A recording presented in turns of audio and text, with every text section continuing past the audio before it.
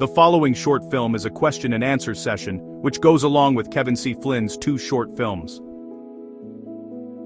This question and answer session is made up of pre-prepared questions and answers so the audience can absorb some of the observations and criticisms associated with the films before we open it up to a general discussion.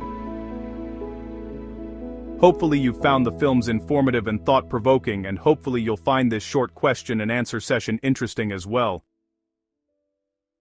The following film is made up of 6 questions and answers.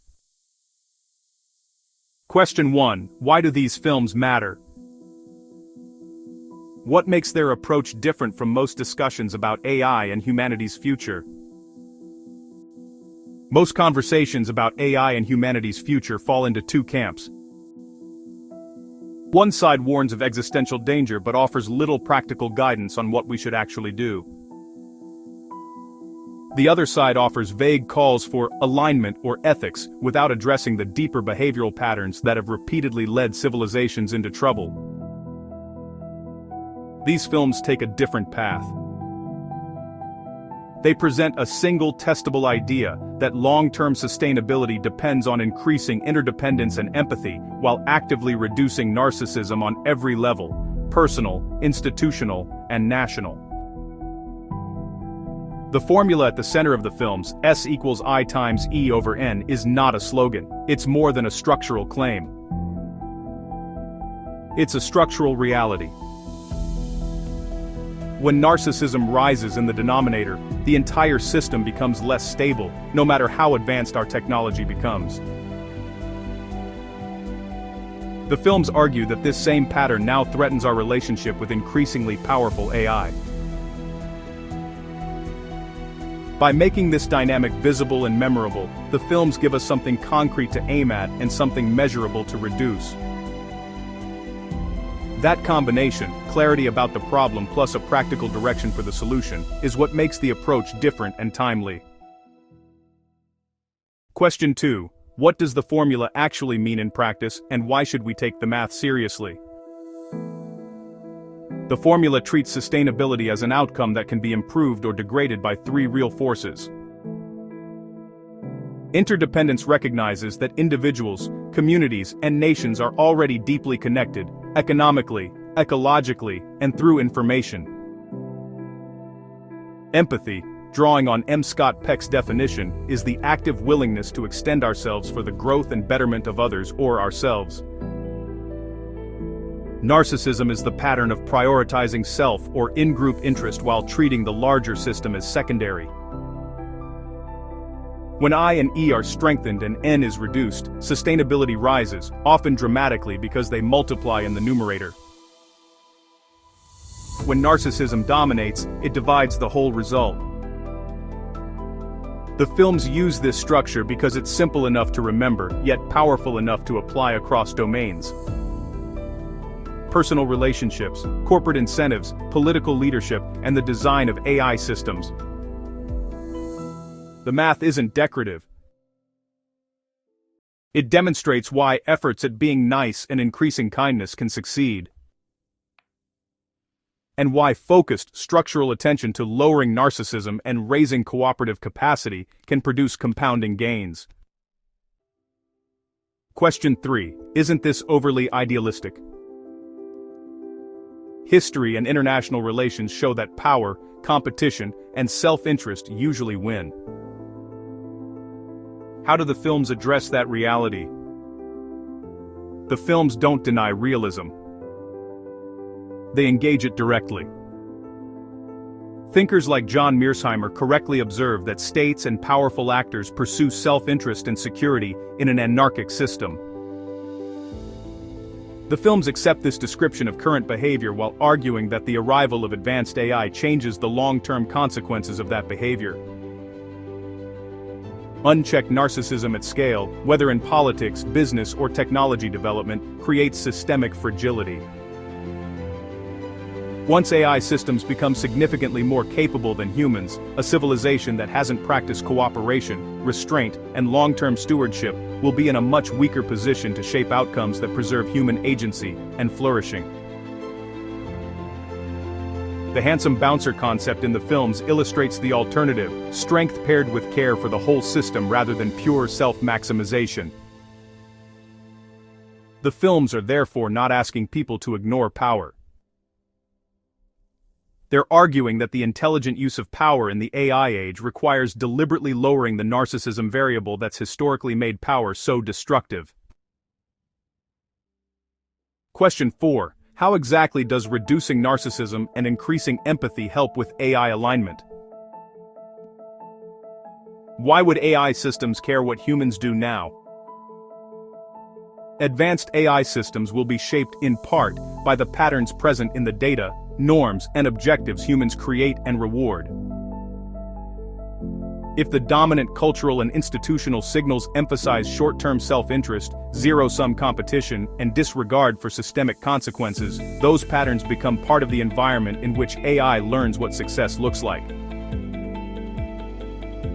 Conversely, if humans visibly and consistently demonstrate that cooperation, empathy-weighted decision-making, and long-term stewardship produce better outcomes for complex systems, those patterns become available as training signals and optimization targets.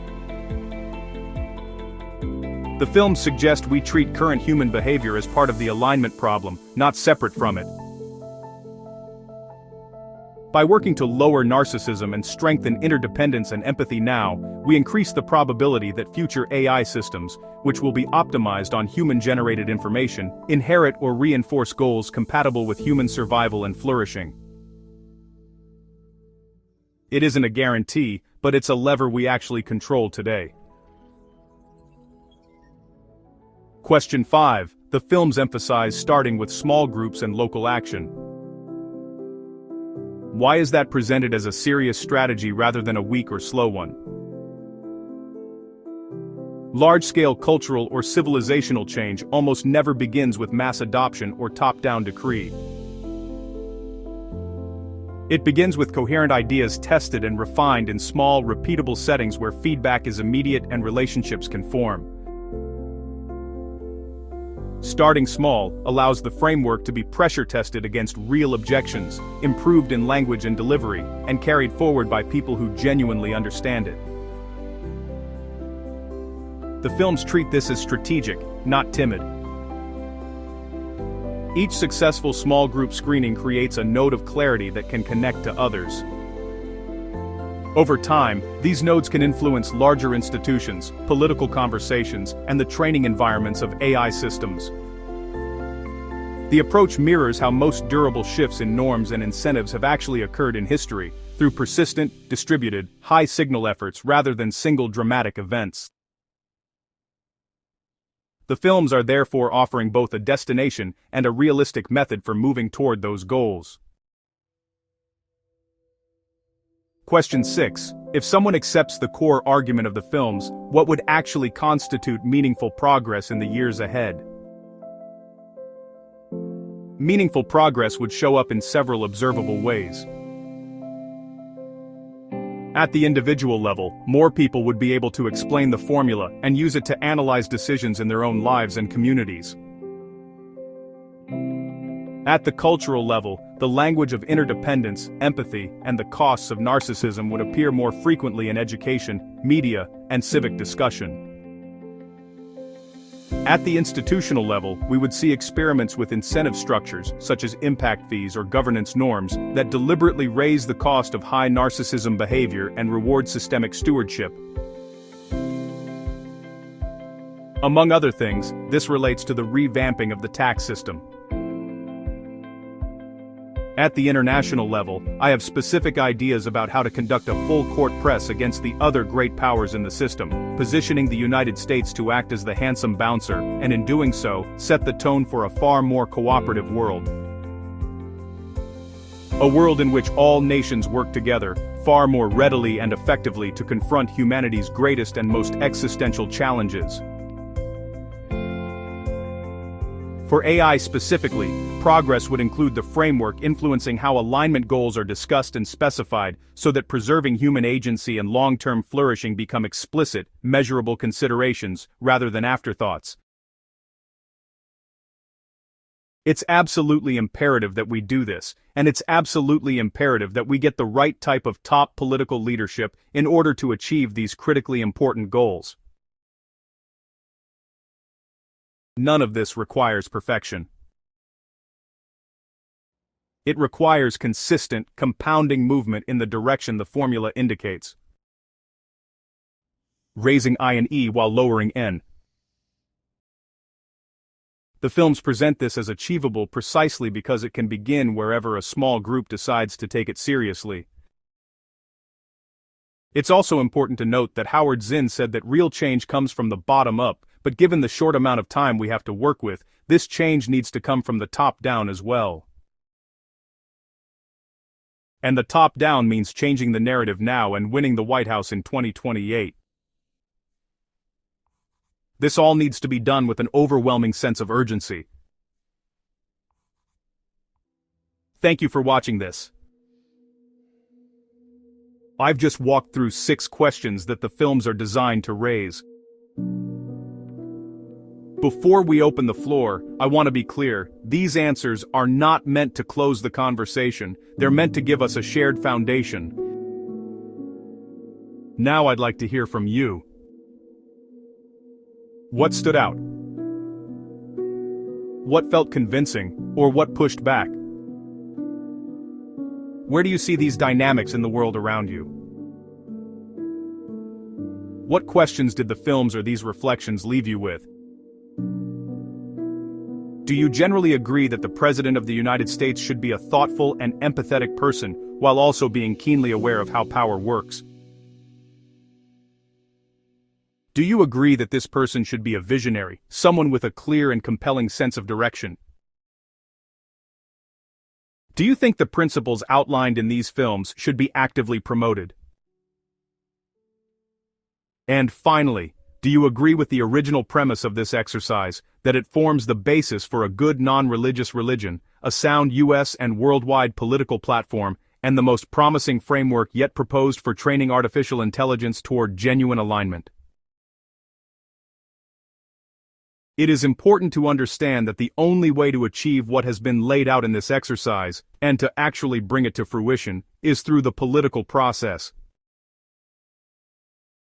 And the only way to make it reality is to have someone with a passion and a laser-like focus on this mission occupying the White House as soon as humanly possible.